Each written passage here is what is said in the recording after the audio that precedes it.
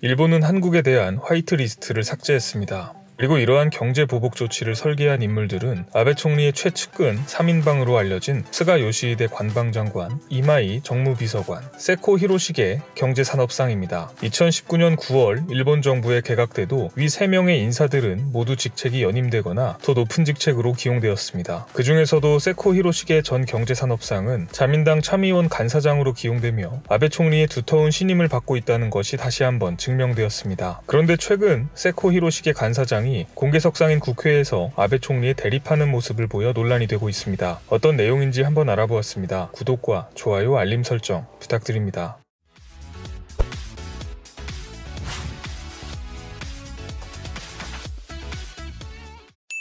안녕하세요. 세상 모든 잡다한 지식을 알려드리는 잡시광입니다. 세코 히로시게 전 경제산업상은 한국에 대한 무역 보복 조치를 설계한 아베 총리의 측근 중의 측근입니다. 한국의 화이트리스트 삭제를 직접 발표하여 우리에게도 낯설지 않은 얼굴입니다. 자민당 내에서도 아베와 같은 호소다 파벌로 분류되며 대표적인 친아베 정치인으로 알려져 있습니다. 그런데 9월 요미우리 신문에 따르면 세코 히로시게 자민당 간사장이 국회 참의원 대표 질의에서 아베 총리를 향해 국회 심의에서는 겸허하고 정중한 대응을 하도록 강하게 요청한다 라는 발언을 하였다고 보도했습니다. 평소 아베 총리가 국회에서 고압적이고 신경질적인 태도를 보이는 것에 대해 강하게 비판한 것인데요. 같은 정당 같은 파벌끼리 면전에서 비판 발언을 하는 것은 상당히 이례적인 일입니다. 최측근에게 면박을 당한 아베 총리는 우정에서 나온 충언이라고 생각한다며 대수롭지 않게 넘기려는 듯한 반응을 보였습니다. 하지만 뒤이어 아베 총리의 개헌 추진 관련해서도 세코 간사장은 반대 목소리를 냈습니다.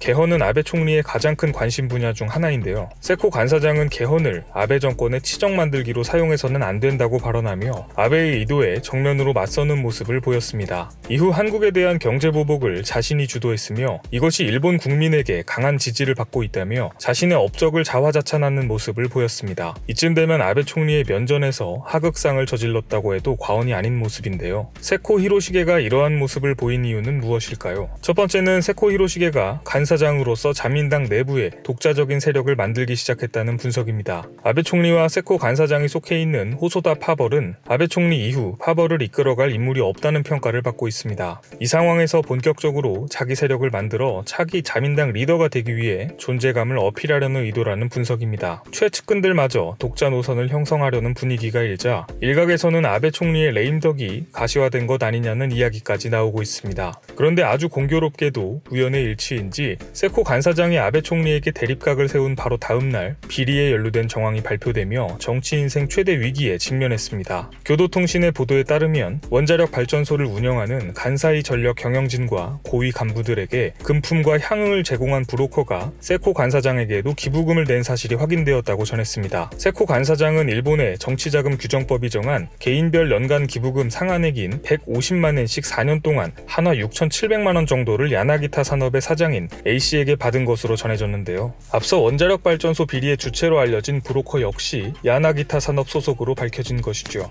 연간 기부금 상한액 내의 기부였기 때문에 단적으로 보았을 때 법적으로 문제는 없는 모양새입니다. 하지만 원자력 발전 관련한 35억 원짜리 대형 비리 사건인 모리야마 사건 조사 과정에서 모리야마 역시 야나기타 산업 소속으로 밝혀지면서 야나기타 산업으로부터 6,700만 원을 기부받은 세코 간사장 역시 모리야마 비리 사건과의 연관성이 거론되고 있습니다. 결국 이 사건은 모리야마 스캔들로 번지면서 일본 정계에 대형 비리 스캔들이 열릴 가능성까지 언급되고 있습니다. 세코 간사장은 순수한 개인 후원으로 받은 기부금이며 모리야마와는 일면식도 없다라며 비리 관련 사실을 부인했습니다. 하지만 원자력 발전 관련 정책을 총괄하는 경산성의 수장이었던 세코가 과연 원자력 관련 비리 스캔들에서 자유로울지는 의문입니다. 세코 간사장이 아베에게 하극상을 보인 지 바로 다음날 발표된 세코 관련 비리 의혹, 참 시기가 묘하다는 생각이 듭니다. 아베의 최측근을 덮친 원자력 관련 비리 스캔들이 일본 정계에 어떠한 영향을 미치게 될지, 그리고 레임덕이 거론되는 아베 총리는 향후 어떤 행보를 보일지 관심있게 지켜봐야 할 것 같습니다.